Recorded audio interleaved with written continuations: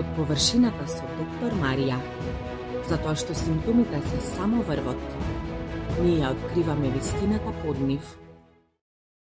Добре дојдовте во втората сезона од подкастот Под површината со доктор Марија.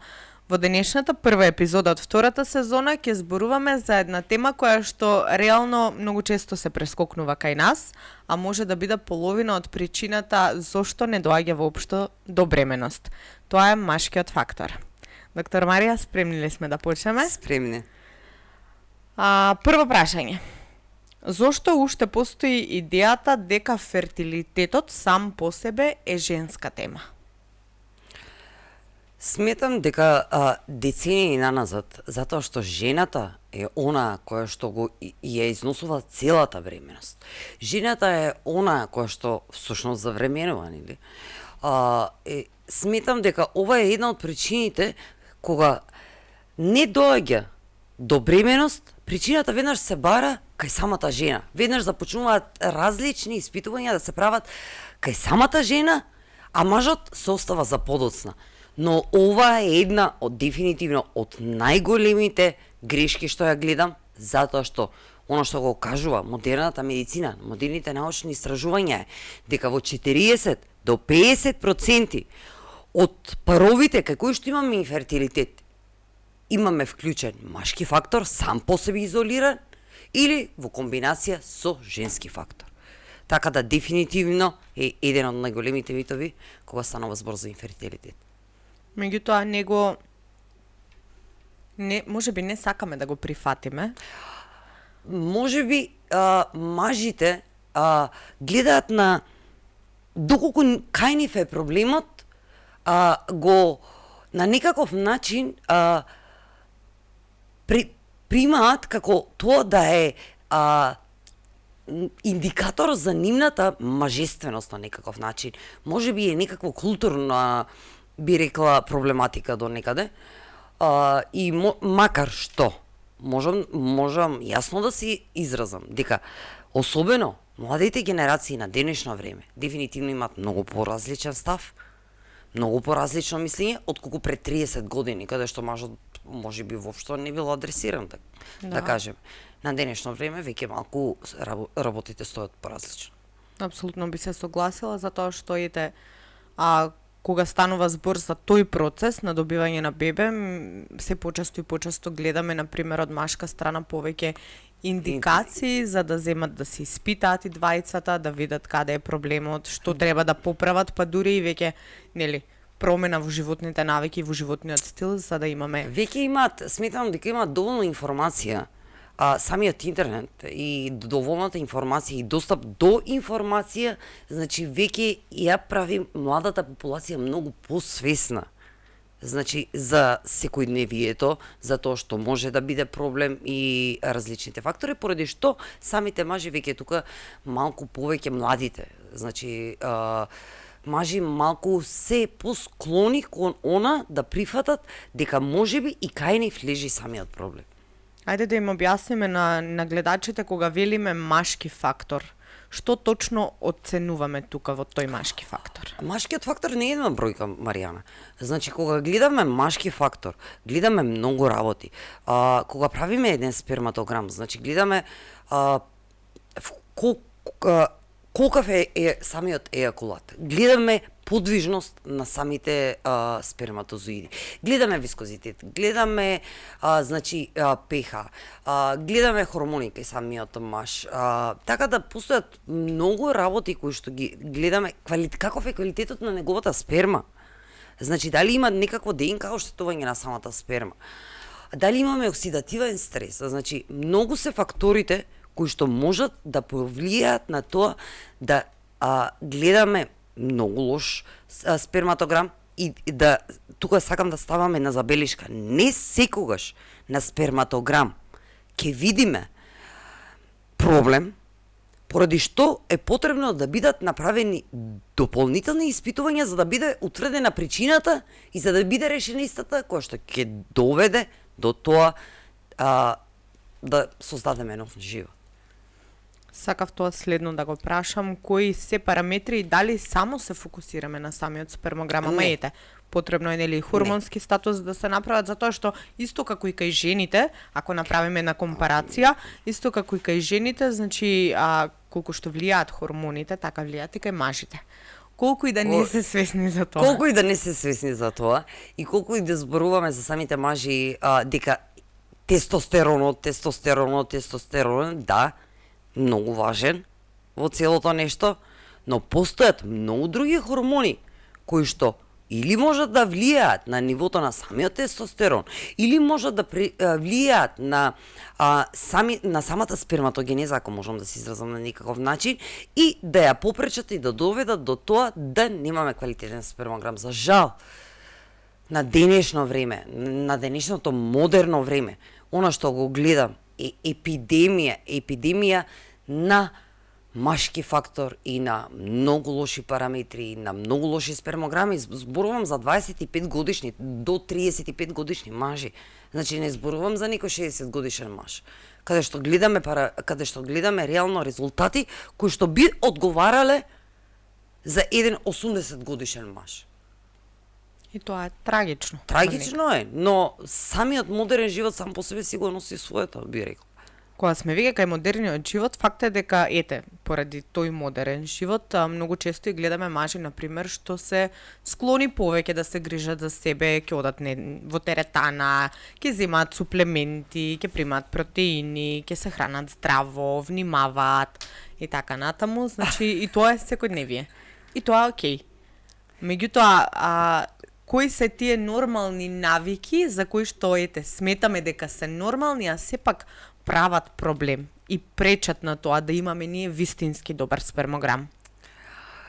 Нека да земеме еден просечен маж во Македонија. Значи, кој што не е толку физички активен, кој што не е толку, да кажеме, не внимава толку на исхраната. Дефинитивно, она што мене, да се изјаснам, мене би ме насочило дефинитивно да погледнам многу подлабоко кај самиот маж. Се некои работи кои што, или некои симптоми, или некои видливи работи од типот, например, натрупување на висцерална маст во предел на стомакот, кој што ми е многу јасен индикатор, особено доколку е поврзан со нагли желби за благо, промени во расположение. Значи, многу јасен индикатор дека можеби овој маж страда од инсулинска резистенција која што ќе влијае на самата сперматогенеза. Ќе зборуваме најверојатно и за самата инсулинска резистенција како влијае. Потоа, од типот на нормални, зборуваме за нормални навики. Значи, работа со лаптоп во скут, каде што доаѓа до презагревање на самите тестиси. Не за џабе самите тестиси се надвор од самото тело. Значи, не за џабе се во самиот скротум. Треба да бидат изложени на постудена температура, за да може да се одвива целиот процес како што треба. Тоа е друга причина. Трета причина, значи, хроничен стрес исто така влијае. Недоволно доспивање исто така влијае.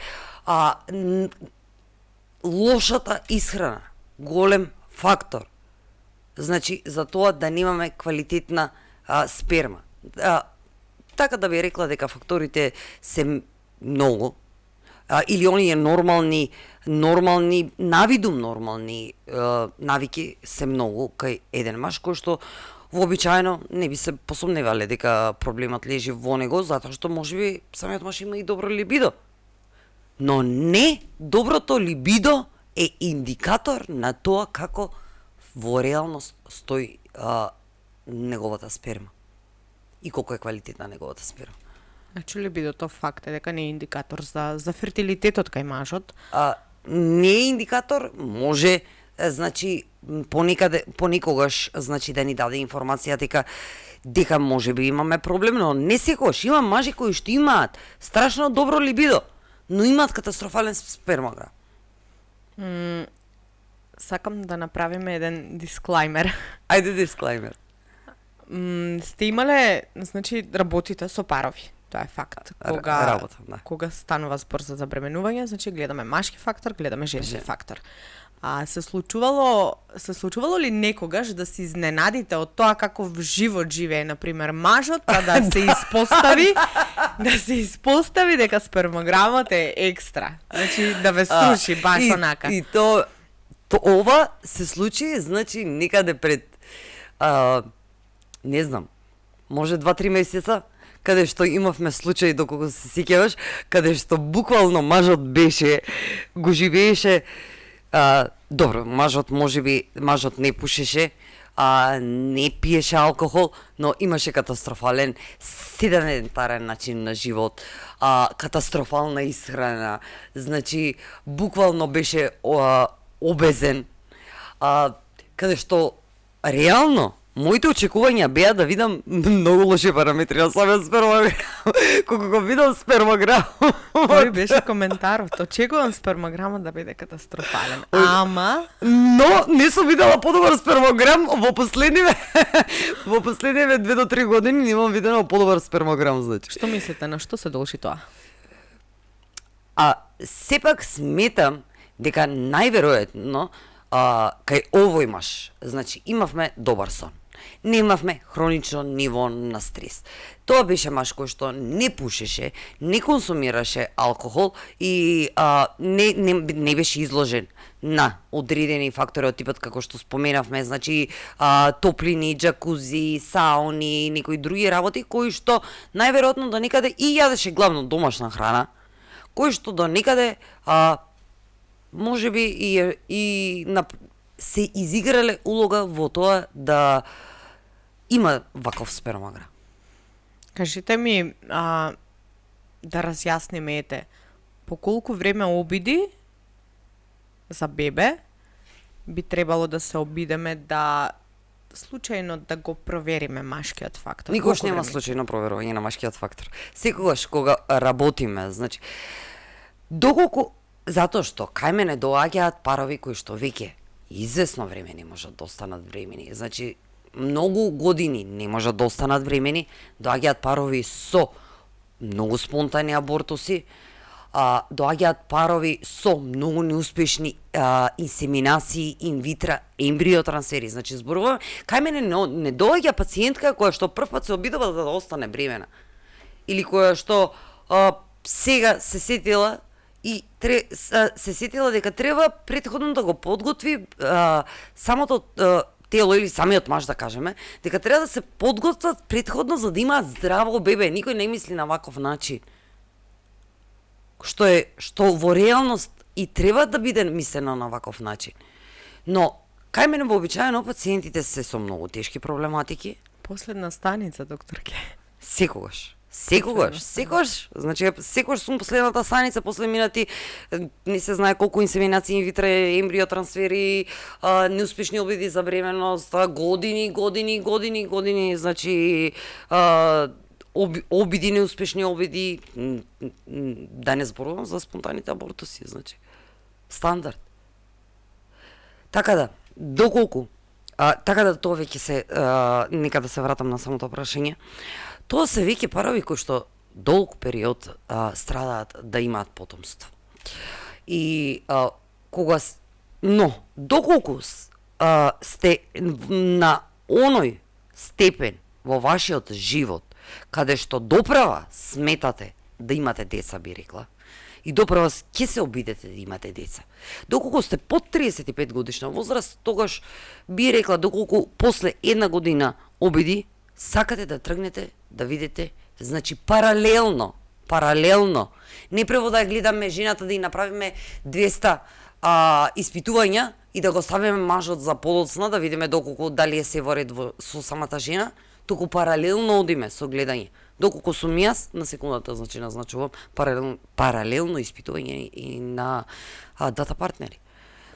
Но доколку тоа е жена над 35 годишна возраст, значи не дозволуваме повеќе од 6 месеца неуспешни обиди. Тоа сакав да го прокоментирам. Пред некое време споделивме на социјалните мрежи во однос на машкиот фактор дека е важен, и имавме ставено пул каде што прашањето беше кога се случува нели неуспешност, кога се соочуваме со такво нешто, кој прв оди да Се разбира, жената се сега. испитува. И Жена- искрено очекував. Ема, очекував, очекував поинаков одговор. Очекував повеќе да има дека парови како пар одат и се испитуваат и двајцата. Јас го очекував, значи Меѓутоа- дефинитивно очекував да биде значи жената онако што права. Жената буквално во центарот она. Во ќе се центарот, оди значи, таа е таа која што оди и ги прави сите можни испитувања кај лежи проблемот. И дури откако веќе ќе бидат направени сите нејзини испитувања, може да се стави ајде да направиме значи дополнителни испитувања и ке самиот маж.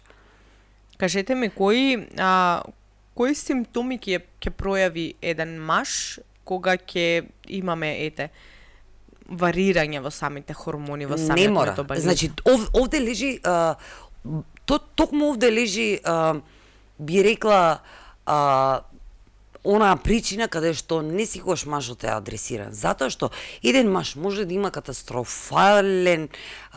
катастрофална сперма, но воопшто да нема никакви симптоми. Или очигледни симптоми, би рекла. Може да се чувствува окей и да си мисли дека воопшто кај него не е проблемот. Но, доколку тој маж би рекла како симптоми, видливи симптоми кои што може да му кажат. Значи, не дај Боже, доколку имаме оток на самите тестиси, доколку имаме црвенило, доколку имаме крв во самиот ејакулат, значи, доколку имаме болна ејакулација, доколку видим забележува дека во утринските часови има намалена утрешна ерекција. Значи, ова се некои симптоми кои што нему можат да му укажат дека дефинитивно може да има проблем, значи, со неговата сфера. Од тип на висцералните масти веќе ги споменав, значи натрупување на масти околу самиот стомак. Друго нешто, гинекомастија или зголемување на градите во пределот на градите кои што не е типичен за самите мажи, нели? Да. Исто е нешто што треба да го наведе самиот маж, дека треба да направи хормонски статус во овој случај. Значи тоа не се црвени знаменца кога Да, треба би да рекла. се уклучи алармот. Треба да се уклучи алармот дека нешто не е окей. Следното прашање ми е, кажете ми, кои се најчестите причини што ги гледате во работата со пациентите, причини поради кои опаѓа квалитетот на спермата? Не оние само на топли места и слично, значи поспецифични ми требаат. Да не ги вклучуваме. Да не ги вклучуваме, да. Добро. Дефинитивно, инсулинската резистенција, која што сметам дека е неадресираниот фактор кога станува збор за мажите. И за нивната плодност, и за нивниот фертилитет. Дефинитивно е една од најчестите причини која што ја гледам. Другото нешто кое што ја гледам е изложеноста на ендокрини дисруптори кои што можеби и самите не се свесни дека може ова нешто да повлијае на нивните хормони и на индиректен начин да повлијае и на нивната фертилност. Поспецифично, пак би рекла промени во нивниот хормонски статус, кој што сакаме дефинитивно да го видиме, дали нешто се случува во нивниот хормонски статус.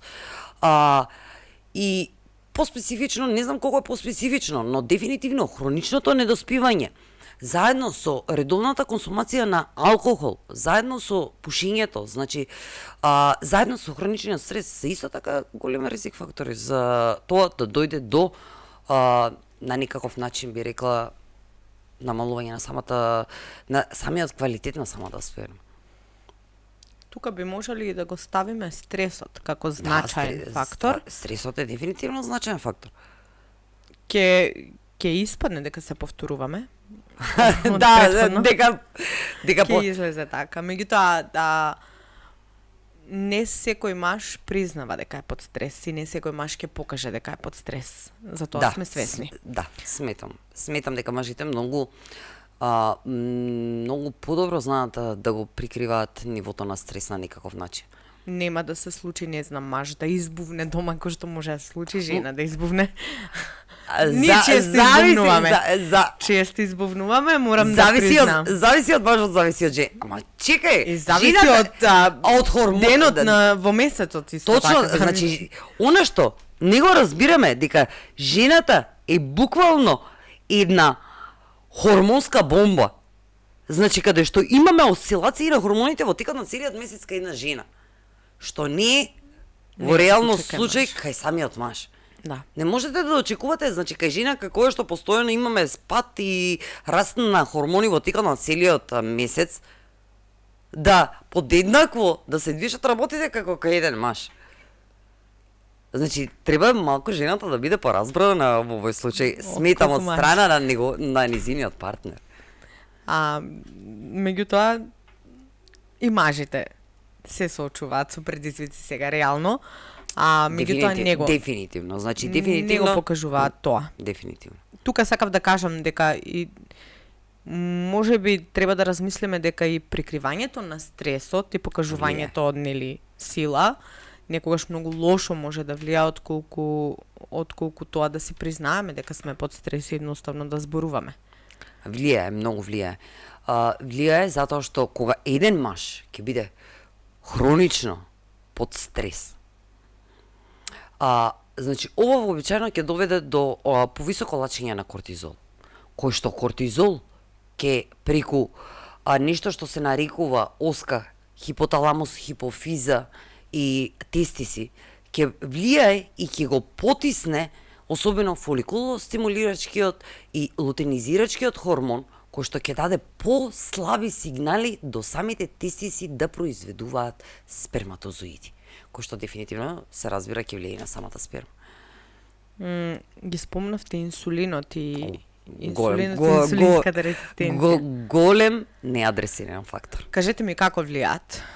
Баш Точно, објаснување. ајде, да земеме една инсулинска резистенција која што е многу честа на денешницата кај младата популација. Но многу често не се обрнува никакво внимание затоа што се случува реална, еден маж оди во лабораторија, испитува, прави крвна слика и оно што се гледа е нормално ниво на шеќер во крвта, каде што воопшто тој може да има симптоми како симптоматика, но воопшто не се мисли дека страда од инсулинска резистенција. На кој начин инсулинската резистенција делува на тоа еден маж да има намален фертилитет? Значи, на прво место, самата инсулинска резистенција води до оксидативен стрес и до оштетување на самите сперматозоиди. Значи, ова е првата работа.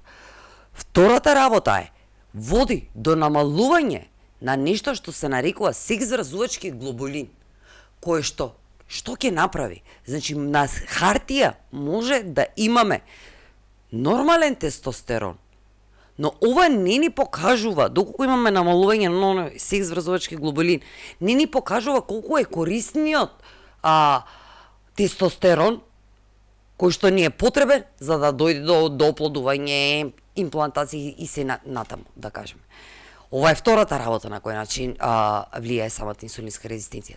Третата работа на која што влијае самата инсулинска резистенција, натрупувањето на масти, затоа што инсулинската резистенција би рекла дека не сите мажи, но во 90% ќе бидат тоа мажи кои што имаат натрупување на висерална маста во пределот на стомакот. И самите масни клетки, значи ќе создадат поголемо ниво на ароматаза, кој што представува ензим одговорен за претворање на тестостеронот во естроген, поради што ќе имаме поголемо производство на естроген за сметка на тестостерон и ќе остане помала количина на тестостерон. Така да дефинитивно инсулинската резистенција е еден голем неадресиран фактор, би рекла, во машкиот фертилитет. Ќе го поврзаме тоа и со жената, исто е, значи и со самата кај жена. неа прави проблем, така и кај мажот. Кај жената на еден начин прави прави исто оксидативен стрес во самите јајце клетки, значи дефинитивно го намалува квалитетот на самите јајце клетки, но кога збориме за машки и женски инфертилитет, работите стојат многу слично. Значи, многу се слични, некои фактори се толку многу слични и многу слично влијаат, значи, од типот на хроничен стрес како што влијае, од типот на недоспивање како што влијае, на инсулинска резистенција, сите се овие фактори кои што по ист механизам ја го намалуваат и женскиот фертилитет, го намалуваат и машкиот фертилитет. Тука може тогаш во овој кош да ги ставиме и алкохолот, пушењето. Дефинитивно. Не знам, енергетските пијалоци што се многу чести сега, особено кај младите, конзумираат енергетски пијалоци, на тоа сме сите сведоци, не знаејќи дека всушност сите овие работи можат да предизвикаат значително критични последици во иднина кои ќе сакаат да се остварат како родители. И пушењето, и алкохолот дефинитивно знаат да направат голема штета на самите сперматозоиди. Енергетските пијалоци исто така, затоа што се полни со шеќери, полни со кофеин, полни со адитиви, кои што дополнително, значи, ќе ги влошат на некаков начин параметрите на долга стаза, би рекла, параметрите на самите сперматозоиди, но алкохолот и особено во комбинација со самиот никотин, не би рекла дека, како да ти кажам, Маријана, значи, дефинитивно би ги ставила како ризик фактори, каде што доколку еден маж се фокусира на тоа да сака да има потомство, значи зборам за парови кои што се обидуваат многу долго време. Една од причините или една од навиките која што сака да ја тргне е дефинитивно пушењето и алкохолот, но само единствено, да кажеме само пушењето, го земам за пушењето, не дека го оправдувам. Но, доколку тој маж ги има средено сите останати работи и ги има адресирано сите останати проблеми, сметам дека, затоа што вообичаено машкиот инфертилитет е комбинација од фактори, речи си никогаш не е еден фактор. Сметам дека овде само пушењето нема драстично да го промени или да ги промени самите параметри, колку и да влијае. Не кажувам дека не влијае. Но сам по себе, како еден изолиран фактор, дефинитивно. Значи, можеме да мислиме дека има и дополнителни фактори. Затоа што вообичаени, знаеш како одат? Одат, значи, имаме консумација на алкохол, имаме пушење, имаме ноќни, досно седење, да би рекле, или самата консумација на алкохол секако води до тоа да немаме квалитетен сон или да имаме фрагментиран сон, кој што ќе го влоши нивото на самиот тестостерон и пак се вратиме во круг. Значи имаме комбинација од лош сон, консумација на алкохол, консумација на никотин, кој што вообичаено оди и се разбира доколку кој се видела, ајде реално, кој човек се видела кој што не консумира воопшто алкохол или кој што консумира алкохол, реално да седи и да се храни она како што треба, значи здраво на некаков начин. Се хранат протеински. Со месо. Тоа ми беше маминот. Не се храна здраво, сметам дека и пушењето и алкохолот може да ги ставиме дека си одат рака под рака заради тоа што на пример кога не знам, кога пиеме алкохол, чувствуваме потреба да пушиме повеќе. Така што целото нешто е поврзано и затоа сме свесни дека е поврзано, тоа е факт.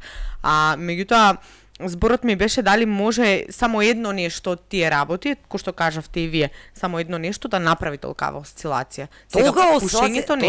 Точно така, значи никогаш еден фактор нема да направи толкава осцилација. И се никој фактор. Не би рекла, инсулинската резистенција е голем фактор. Значи, не, зборуваме за овие, за алкохолот, за пушењето, за енергетските пијалоци, значи, тоа да. Сам еден по себе, изолиран, еден по себе нема да направи огромна осцилација. Значи, имам милион случаи каде што кај машки фактор, значи изразен машки фактор, кај што работиме, каде што можеби и комплетно и да не го прекинеме самото пушење, но да ги адресираме сите останати причини и да постигнеме драстично подобрување на целата состојба. Работата е да ги најдеме причините, затоа што различните причини бараат различен третман. Но оно што го гледам за жал кај нас во Македонија, вообичаено адресирањето на машкиот фактор е евити суплементи, пи суплементи, пошто кај дел од нив има лесно подобрување после 3 месеци, пошто пак имаме драстично влошување на самиот спермограм. Воопшто не можеш да адресираш две различни причини на еден ист начин. Кажете ми од вашата пракса, кои се најчестите грешки што паровите ги прават кога се обидуваат за бебе? Прво секогаш да се адресира жената, да се губи време, затоа што реално е губење на време кога нема да го адресираме машкиот фактор. Еве, нека да ти кажам, значи, во моментот се сетив за една од пациентките. Станува збор за пациентка со полицистични јајници, со која што работевме, значи, немаше овулација, дефинитивно, имаше редовен менструален циклус меѓу другото, со кој што работевме, значи, за тоа се разбира да имаме овулација. Но, уште на сам старт, кога започнавме да работиме, затоа што веќе имавме историја од неколку годишни неуспешни обиди за постигнување на бременост, немавме овде обиди за инсеминација и инвитро некои дополнителни работи, но и покрај моето инсистирање од сам старт да биде направен спермограм.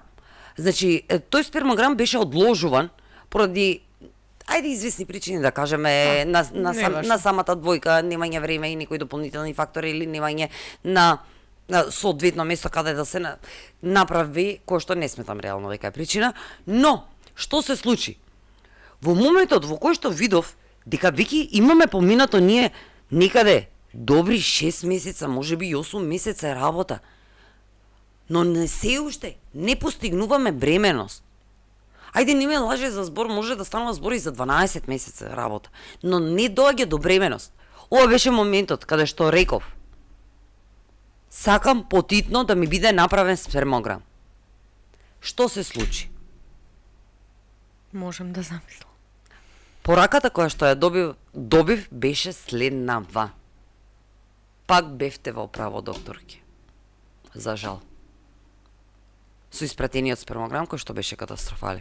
И сега, овде дополнително, зошто да губиме дополнително уште 6 месеца да го оптимизираме самиот сперматограм, да го ја подобриме машката фертилност, за да кој што ќе створи дополнително стреси кај двајцата партнери, меѓу другото, ќе бидат овде може да дојде и до обвинување од страна на жената зошто мажот не отишол порано да го направи самото испитување, и што на никого, значи, не го препорачувам, немојте да си ги обвинувате самите партнери доколку нешто има кај нив на некаков начин, ако треба да го кажам, но овде реално ние изгубивме многу време буквално заради машкиот фактор. Каде што треба дополнително да го адресираме уште 6 месеци, затоа што навистина беше катастрофален, 3 месеца не беа доволни, на кои што 6 месеца тој треба да се придржува релативно доста, би рекла, стрикно, за да постигнеме добри резултати. Понекогаш некои работи бараат жртви. Колку сме спремни на самите жртви, тоа е друга работа. Ке се согласам и јас на тоа. Кажете ми, ако во случај излезе дека спермограмот не е добар како спермограм, кои дополнителни анализи ги препорачувате? Претходно спомнавте за хормонски статус, дали плюс уште нешто треба? Да, значи дефинитивно сакаме да видиме каков е квалитетот на ДНК-то. Значи сакаме ДНК фрагментација да направиме во овој случај. Дополнително испитување, значи сакаме да го видиме самиот маж како стои, значи неговиот липиден статус, неговиот метаболитен статус, ако би рекла, значи неговата инсулинска резистенција, неговата гликоза, и инсулин на гладно заедно со хомоири индекс, значи се дополнителни, некој има ЦРП, значи да видиме во врска со нискосистемско хронично воспаление, значи како стои, се дополнителни анализи кои што задолжително ги назначувам кај еден маж да бидат доиспитани покрај хормонскиот статус, покрај самиот спермограм, кариотип, значи исто така една од испитувањата кои што постојано се прави доколку видиме дека не дај Боже има можност за некаква инфекција, значи исто така одиме за испитување на одредени инфекции кај самиот маж. Тоа сакам да го начнам следно.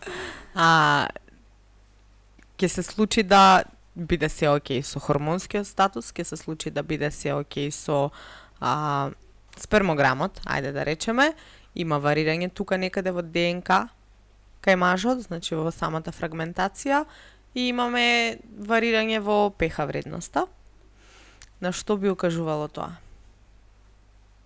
На инфекција некоја од типот, не знам, на варикоцела или нешто слично? Мора многу работи да се испитат. Кога ја спомнав варикоцелата, сега знам, не ја спомнав пред тоа, но дефинитивно знае да биде голем фактор. Затоа што варикоцелата и покрај тоа што за среќа, значи имаме корекција на самата варикоцела, значи откако ќе ја коригираме причината и самата варикоцела, откако ќе ја коригираме, вообичаено доаѓа доколку таа е причина за намалената фертилност кај самиот маж, во тој случај дефинитивно, значи може да го подобриме самата фертилност. Но самата варикоцела сама по себе играе улога на радиатор, би рекла, или дополнително ги загрева самите тестиси. Значи, споменав пред малку, не за џаве, и не напразно, самите тестиси се наоѓаат надвор во скротумот, затоа што е потребно да бидат изложени на по-ниска температура, за да може да се одвива правилно целата сперматогенеза. Така да варикоцелата е голем фактор на кој што можеме да се посомневаме и дефинитивно овој пациент треба да биде припратен на уролог за да биде направен, значи, преглед, да се утврди дали евентуално, значи, имаме во овој случај ваков проблем. Спомнавте и претходно 90 дена. 90 Што е работата со тие 90 дена? Што менуваат 90 дена? Што менуваат 90 дена? Значи, самата сперматогенеза, за жал, би рекла, за жал, во овој случај, е со време трајање некаде помеѓу 74 до 90 дена, од прилика. Што значи дека создавањето на нови сперматозоиди и за создавање на нови сперматозоиди ни се потребни од 74 до 90 дена, кое што ни означува дека реално она што го прави еден маж во последните 3 месеци ќе се рефлектира на неговите сперматозоиди после 3 месеци и на тоа како ќе биде неговата сперма после 3 месеци. Значи, не утре, не задутре. Значи, за добивање на поквалитетна сперма, за жал, ни се потребни минимум 3 месеци. Сега зависи од случајот, кај сите мажи е различно, да кажеме. Значи, кај некои имаме полесни варијации, кај други имаме поголеми варијации, кај некои ни е потребно 2 циклуси, што значи 6 месеци. 6 месеци, каде што кај една жена која што секој месец, доколку имаме јајцеклетка или ослободување на јајцеклетка, секој месец имаме можност за подобрување на квалитетот на истата. Кај мажот тоа го немаме. Овде сме принудени да одиме минимум 3 месеци, и би рекла дека секогаш може би е подобро и 6 месеца секогаш со цел да биде постигната максимална оптимизација. Кое што ме наврати сега на прашањето каде што ме праша, затоа што јас често пати знаеш колку навлегувам во длабочина на нештата, кои се работите кои што брзаат првовите да ги направат или кои што грешно ги прават првовите. Значи кажав дека секогаш се фокусираат на женскиот фактор, да. Но истото нешто сега кое што ми дојде на памет додека зборувам сега последно е прирано одат на процедури од типот на инсеминација инвитро и ембриотрансфери. Предходно да биде направена оптимизација, независно дали станува збор за женски или за машки фактор. Значи, не можете и не очекувајте да успее едно инвитро доколку имаме изразен машки или женски фактор. Знам дека тоа може би ви личи дека е некаков лесен пат или дека е некаков начин за здобивање на потомство, но доколку не сте ги решили причините, доколку постои женски или машки фактор, нема да бидат успешни. Ќе се соочуваме со, не знам, прекина срцева акција во седма, дури да успее. Ајде да земаме еден машки фактор кој што не е оптимизиран. Машки фактор, да кажеме, со висока ДНК фрагментација. Или да кажам со инсулинска резистенција. Што може да се случи? Значи, особено со ДНК фрагментација. Значи, може постојано да се прават инвитро кои што ќе бидат неуспешни. Или дури и да дојде до имплантација, предено да заврши самата бременост со спонтан абортус. Зошто дополнително, кој што се разбира, дополнително ќе ги стресира и двајцата партнери. Прво оптимизација, потоа интервенција. Значи, секогаш јасно се изразувам, никогаш не сум против процедурите од типот на инсеминација инвитро, особено доколку постои индикација за истите. Но тај превод да ги оптимизираме, значи, и машкиот и женскиот фактор, да видиме дека се е во ред, а не да форсираме да биде направено. А сме биле сведоци на такви нешта, сме биле сведоци. Знаеш колку сме биле сведоци, значи на форсирано... Кога сакате да, не знам, да ги прегледате причините, кои се, што си, како си, кога видите дека буквално на неподвижни сперматозоиди е правено инвитро, мислам, нема логика. Никаква... Не можам да кажам дека вината е во, не знам, луѓето, во докторите, што и да е, нема вина, не постои вина, едноставно пар како пар одлучува дека таа е опцијата и тоа е тоа.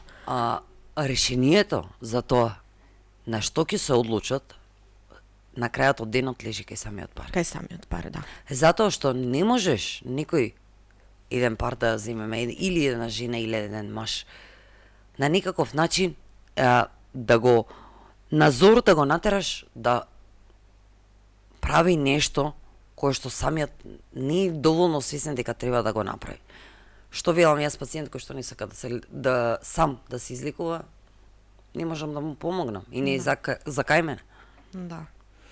Ајде препорака една, ако некој маж сака да почне од утре да го менува, начинот на живот, начинот на исхрана, се со цел да го подобри. Да, да го подобри нормално. А кои се, не знам, најдобрите работи што може да ги примени за да постигне подобрување? Дефинитивно сака да се фокусира на неколку работи. Добар и квалитетен сон, значи сакаме да имаме сон. И кога зборувам за добар и квалитетен сон, имам зборувано во претходните епизоди дека најновите научни истражувања покажуваат дека на жената поради самите хормонски осцилации имаме потреба од малку повеќе сон. За еден маж, значи квалитетен, непрекинат, нефрагментиран сон од 8 часа е доволен. Кој што ќе биде кога зборуваме за квалитетен сон. Значи сакаме тој маж да има квалитетен сон, сакаме да ја исфрали од употреба секакви ултрапроцесирани храни, секакви рафинирани шеќери и секаква штетна храна, што би рекле, полна со адитиви, полна со инфламаторни намирници. Сака да се фокусира на тоа секој оброк да му биде богат на протеин, на маста и на растителни влакна. Сака да биде физички активен, не мора да биде тоа некаква физичка активност која што ќе биде екстремна. Да ве допрашам тука, што препорачувате во однос на физичката активност? Какви треба да изгледаат тренинзите за мажите? За мажите. Би сакале да се фокусираме, значи 2 пати до 3 пати неделно, зборуваме доколку секогаш одиме постепено. Многу зависи каде е тој маж во моментот во кој што стартува, значи со целото нешто. Ако зборуваме за маж кој што редовно оди во теретана, значи се разбира дека тој маж може да продолжи да вежба и по 5 пати во седмицата.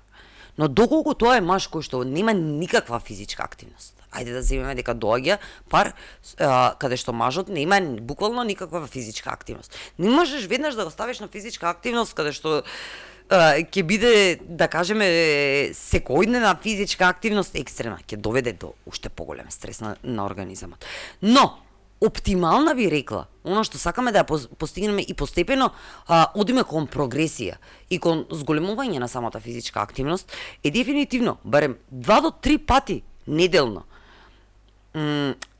физичка активност со тежење или евентуално, значи, од тип на пешачење, каде што би рекла, ајде, постојано зборуваме 10.000 чекори, но редовно пешачење, секојдневно пешачење, особено после оброк, особено доколку тој маж се сочува со инсулинска резистенција, значи пешачењето после оброк, дури и 20 минути знае да направи огромна разлика во самата инсулинска резистенција. Така да сакаме да одиме на некаков начин постепено со зголемување на самата физичка активност. Не сакаме да правиме екстреми кога станува збор за физичката активност кај мажи кои што на некаков начин целта ни е постигнување на бреме. Сакаме физичка активност, но не екстрем. Јасно. Суплементи, што од суплементи има смисла кога станува збор за мажите, за жените веќе до сега зборувавме, но ќе зборуваме уште, тоа е факт. Меѓутоа за мажите конкретно што има смисла? Многу работи кои што го подобруваат квалитетот на јајцеклетките, во иста степен го подобруваат и квалитетот на самите сперматозоиди. Така да, што има смисла? Има смисла цинк, селен, коензим 10. Значи, многу моќен антиоксидант кој што ќе ги ослободи слободните, на истиот начин како и кај самата жена, значи за кој што зборувавме. Дефинитивно е нешто што сакаме да го користиме.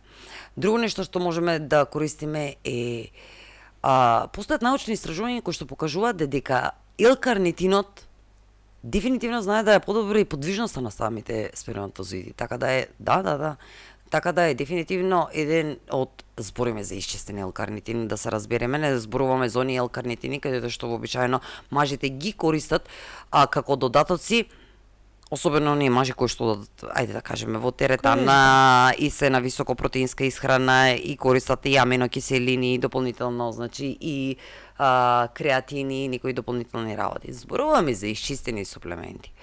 Значи, не сакате вашите суплементи да содржат малтодекстрини, вештачки бои, вештачки ароми, згуснувачи, стабилизатори, емулгатори и 300 работи. Така да, дефинитивно L-карнитин, омега, антиинфламаторно дејство, се работи кои што дефинитивно можат да повлијаат, значи, на квалитетот на самите сперматозоиди. Но пак ќе речам, пак зависи и од самата причина за намалениот фертилитет или за машкиот фактор. Затоа што две исти причини не можеме да ги третираме, две различни причини не можеме да ги третираме на еден ист начин. Да. Тогаш ќе го поврземе нештото и кога зборувавме за ендокрините диструптори, токсините, пластиката и така натаму, претпоставувам дека и тоа си влијае. Така што знаеш како, кога имаме и машки фактор, буквално оно што им се дава е листа што не треба да прават. И моето прво прашање, знаеш кој е? Кој е? Кај го држиш телефонот? Во џеп. Во џеп, затоа што се реално сите го држат во џеп. Да.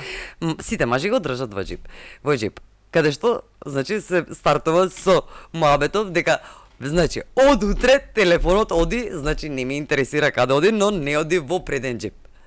Во заден џеп, тогаш. Не сакаме да биде и во заден џеп, сакаме да бидеме на друго место.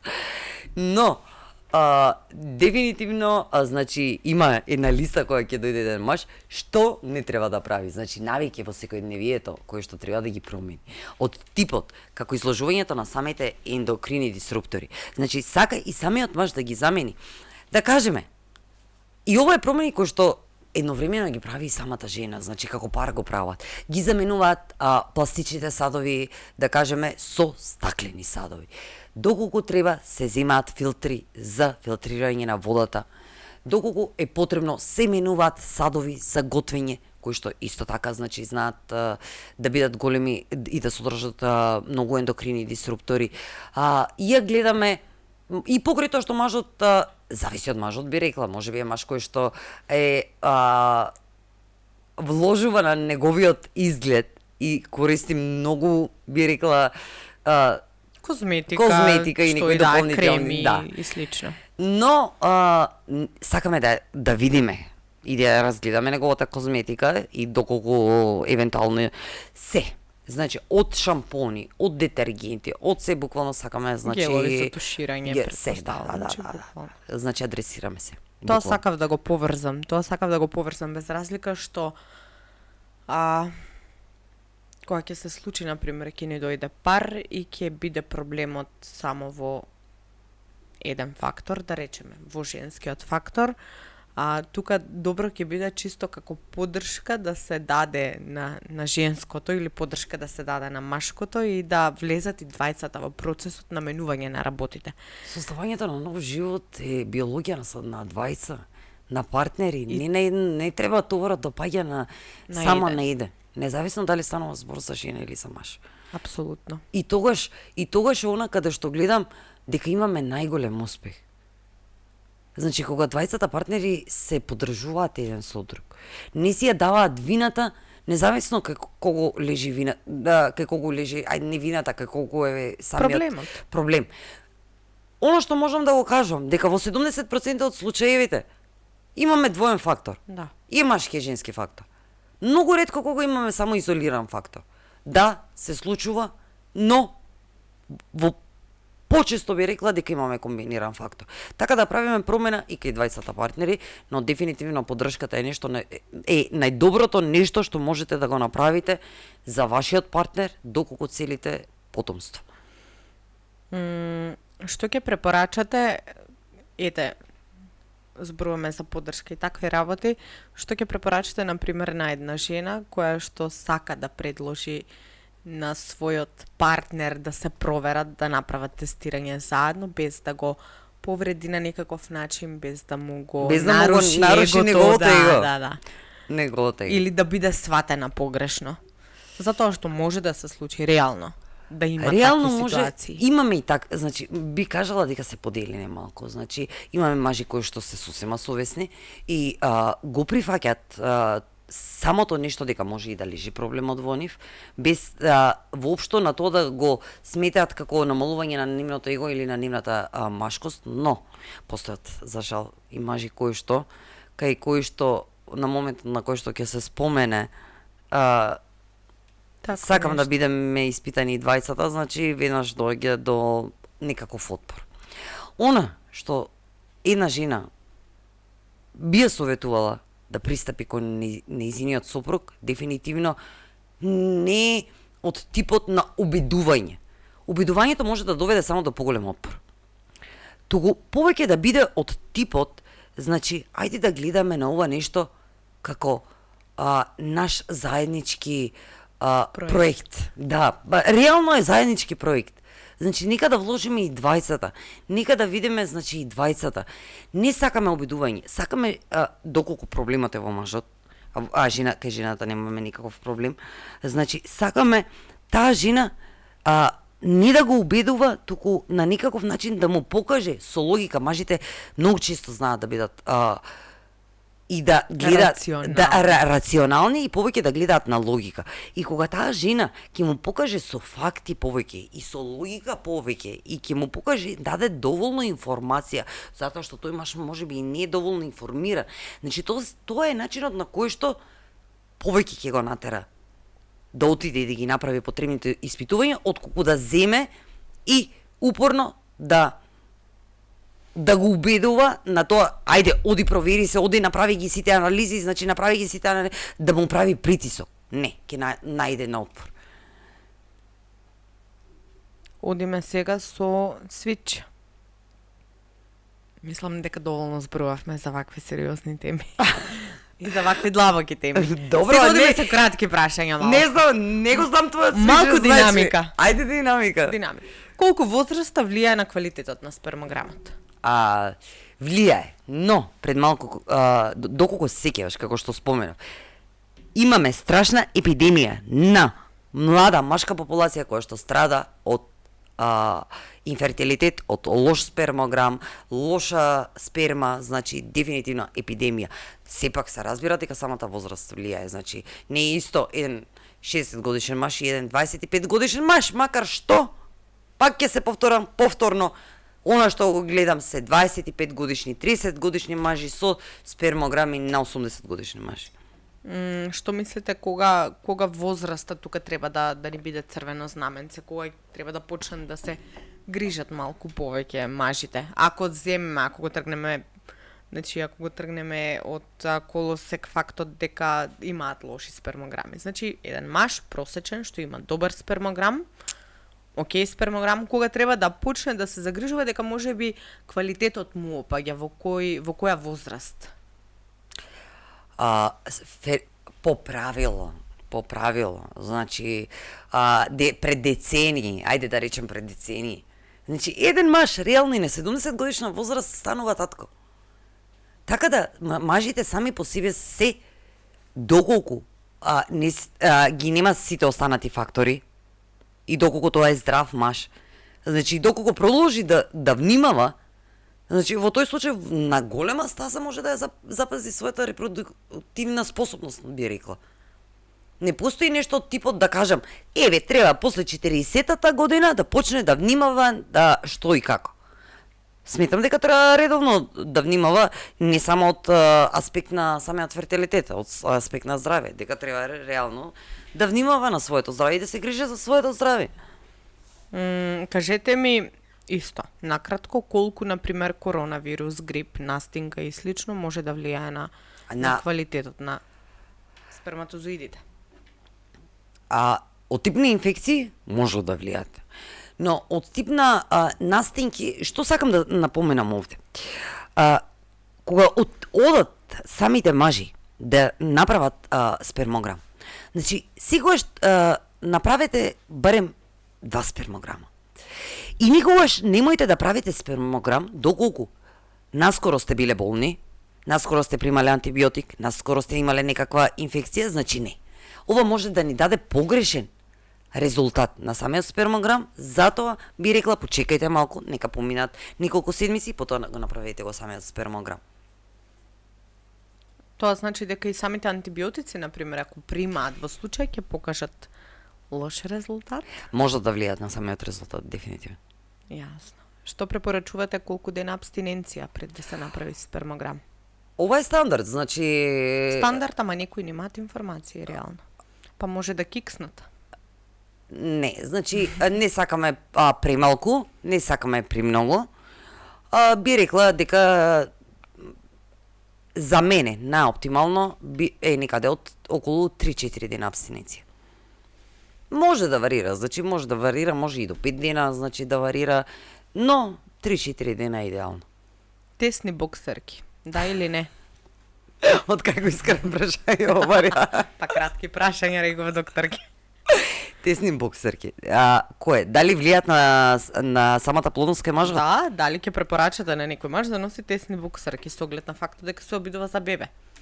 Доколку имаме машки фактор, не. Значи доколку немаме машки фактор, значи доколку станува збор за созема здрав човек кој што има супер спермограм, кој што има супер, значи сме ги виделе веќе, сме поминали низ целата негова историја, неговите хормони си сме прегледале дека затоа што реков, значи секогаш проверуваме и дополнителни испитувања за да видам дали имаме некакви скриени причини кои што ни пречат на целото нешто и кај мажот и кај жената. Поради што, доколку станува збор за здрав маж, од типот на тесни боксерки реално нема да му изиграе улога во целото нешто. Но доколку станува збор за маж, кај кој што веќе имаме и тек каква проблематика, дефинитивно во тој случај да препорачуваме и овде да направиме некои промени во делот на самата долна облика. Оно што во практика паровите гледам дека го прават и сум го воочила досега е тоа да направат еднаш спермограм и се знае не е проблемот кај мажот и тоа проблемот пред 5 години. Да, пред 5 години. Колку вообичаено кога ни пишуваат кога се прават спермограми? Па после 3 до 5 години дефинитивно се толку време, трењето е толку, ама направен спермограм, ќе прашаме, машкиот Еднократ. фактор проверен ли е? Да, направен спермограм пред 5 години, се окей со него.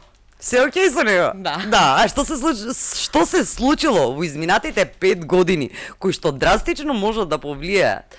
Значи, зборуваме за 3 месеца, кои што влијаат на наредната сезона, би ги рекла, на сперматоциклус. На следниот циклус. На следниот циклус на Кај жените сперматозоид. циклусот на 1 месец, кај мажите на 3 месеци, таман? Добро, сега не таман, ама окей. Мене ми е проблем.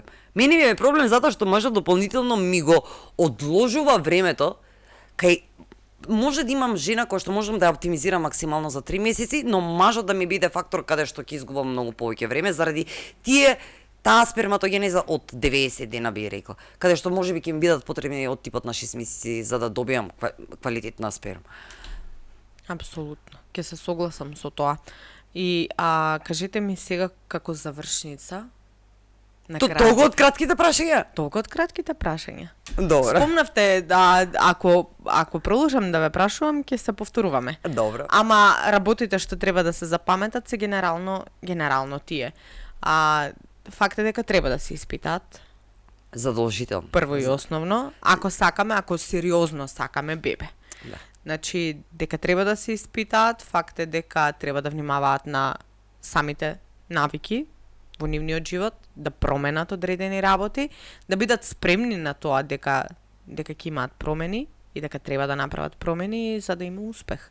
И да очекуваат дека овие промени нема да дојдат за рок од 2 седмици. Значи, затоа зборувам за 3 месеци, за 6 месеци. Каде што можеме да постигнеме драстично подобрување на спермограми. Значи, такви спермограми сме имале кои што дали во однос на подвижност, дали во однос на концентрација на сперматозоиди во самиот ејакулат. Значи, точно во моментот се сеќавам, значи во моментот ми доаѓа на памет 2 одделни случаеви, каде што во едниот случај беше машки фактор. Реално, значи, немаше гинеколог кој што не беа во Македонија и немаше гинеколог кој што не им беше кажал дека оваа неговата сопруга може да завремени единствено со донор. Затоа што имавме 0% на прогресивни сперматозоиди. Што во овој случај е катастрофално нешто. Значи, каде што дури ниту еден инвитро центар, ниту една клиника, ниту еден гинеколог не им даваше никакви реални шанси за бременост со спермата на самиот маж. Кога дојдоа кај мене, и си ја кажа историјата што си ја кажа, значи ги зедов, тежок случај. Имам навика ајде да кажеме дека ми се предизвик тешките случаи. Така да беше дисциплиниран, можам да кажам. Кај него имавме комбинација од многу фактори. Значи, од повисоко ниво на естроген, од инсулинска резистенција, обеситет, значи, повеќе седентарен начин на живот, нездравен начин на исхрана. За рок од 6 месеци, 0% ги доведовме до 60% брзо прогресивни. Каде што сега пошто направија инвитро, сега се родители на близначиња. Да. Друг случај, за кој ти споменав, значи, првиот овој. да, можеби, зошто ги кажувам како случаеви? Затоа што можеби самите пациенти ќе се препознаат, значи, во самите приказки заради тоа. Друг случај, една моја многу мила пациентка, која што се разбира, постојат многу големи фактори кај неа. Значи, постои женски фактор за инфертилитет. Но едновремено постои и многу голем машки фактор за инфертилитет. Се сочува со 3 спонтани абортуси, каде што, паралелно работев и со двајцата. Но што се случи за рок од 3 месеца? Кога го повторивме спермограмот на мажот, тој беше полош од претходните 3 месеци. Каде што таа беше страшно разочарана и јас бев страшно разочарана. Зошто? Затоа што гледав дека што не сум успел, значи нешто не штимаше. Не може, значи тој затоа што значи зборуваме за пара со кој што редовно сум во комуникација. Знам тој маж што јаде, знам колку внимава, знам колку прави, колку внимава на сите останати работи. И кога го видов спермограмот, реално да не зборувам за нејната разочараност, дополнително мене каде, значи каде е проблемот? Каде е проблемот? Зошто вака? Зошто каде што би рекла дека испуштивме еден сегмент кој што не го испитавме. И такво чувство на олеснување добив кога ги добив резултатите од ова испитување, затоа што знаев веќе каде е проблемот. Затоа она пред малку каде што споменав, третирањето на две различни причини е различно. Значи, овде го третирав мажот 3 месеци и имаше полош спермограмот колку пред 3 месеци. На секундата на кој што го видов резултатот, значи буквално направив во рете, знам каде е проблемот, значи така и така, значи го објасни целиот процес на кој што таа се надобра за дека и на времето е имало проблем со тие параметри. Не со самите параметри, туку со одреден орган преку кој што се процесираат дадени хормони, дека имала проблем кој што е многу важен податок, што можеби, доколку ми беше кажан порано, ќе инсистирав уште веднаш да биде направени соодветните испитувања. Каде што се разбира, ја сменивме тактиката на лекување. И сега ми е на сред ми е на преполовена бременост, ајде да кажеме. Значи бремена после доста долги години. И тука И таа самата знаем, значи голем поздрав. И тука се тие убави инспиративни приказни кои што ги имаме. И благословот на оваа работа е тука. Кога кога им даваме причина на парови, на луѓе, на жени, на мажи кои што не гледаат причина за радост. И е убаво. И се сетив на истата пациентка, значи пред околу седмица, таква порака добив од неа, што пола час не може да се соберам реално, значи од плачај. Пола час не може. На докторка плаче на позитивни тестови за бременост, плаче на пораки, плаче на сликички кои ќе испратите од бебињата. Нема поголема радост, не можам да го... Значи, 100 пати сум кажала, слаба точка ми е инфертилитетот. Значи, особено, не зборувам за луѓе кои што се обидуваат, значи, достанат се обидувале 2 месеци, значи, зборуваме за разочарани парови кои што години, значи спонтани абортуси, не се знае инвитро и кога ќе постигнеш ваков резултат, значи нема поголема сатисфакција за мене од ова нешто, значи. Слаба точка ми. Што ќе препорачате како крајна порака на мажи кои што не можам да кажам дека знаат дека се свесни, ама на мажи и на парови ќе кажам каде што поминале неколку години во неуспешни обиди или повеќе од 6 месеци, ништо не се случува, каков совет би им дал? Дефинитивно дека сакаат да направат малку подлабоки испитувања. Значи, да се види каде, доколку се уште не доаѓа до бременост. Значи, доколку се направени веќе испитувањата, да се оди малку подлабоко. Значи, затоа што секогаш има причина која што за среќа кај мажот е речиси секогаш решлива. Се сетив на уште кога слободно. Не.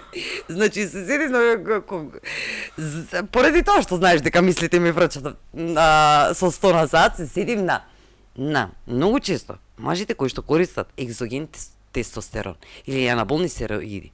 И може тестостерон да им биде припишан како терапија за подобрување на самиот спермограм. Но во овој случај можеме да добиеме и обратен ефект. Значи, ова е еден од факторите кои што не го споменав, но нема како да не го споменам. Доколку сте мажи кои што можете да одите во теретана 7 дена во седница, но доколку користите тестостерон, анаболни стероиди, можете да вашиот спермограм и вашата фертилност да настрада катастрофално. Зошто инсистирам да го нагласам? Затоа што представува еден од најголемите фактори за драстично и драматично намалување на фертилноста кај мажите. Така да, мажи, доколку користите анаболни стероиди или доколку користите тестостерон, оно што но се обидувате за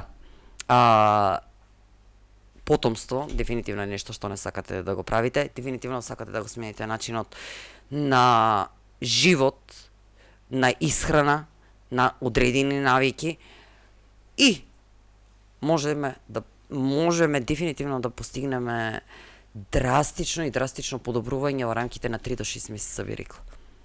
Независно која е причината. Знаеме ли, доброто на целото нешто е, знаеме ли е причината, проблемот е решлив. Другата историја. Другата историја, да. Доктор, ке благодарам за убавиот разговор. Јас искрено уживав. Јас искрено имам уште толку работи да кажам. Да ги оставиме за следната епизода, ако може. Затоа се... Да се сецнеме тука. се сецкам да не продолжам, значи. Готово. Значи, ова беше првата епизода од втората сезона на подкастот Под површината со доктор Марија. Да не заборавам да напоменам, и оваа епизода се дружиме со Vitamini.mk како наш генерален спонзор, кој што се извор на чисти, клинички испитани додатоци во исхраната. Нас следете не на YouTube, следете не на Facebook, на Instagram, на социјалните мрежи, затоа што сезонава ве чекаат ептени интересни теми на кои што ќе зборуваме со докторката. Се гледаме во следната епизода.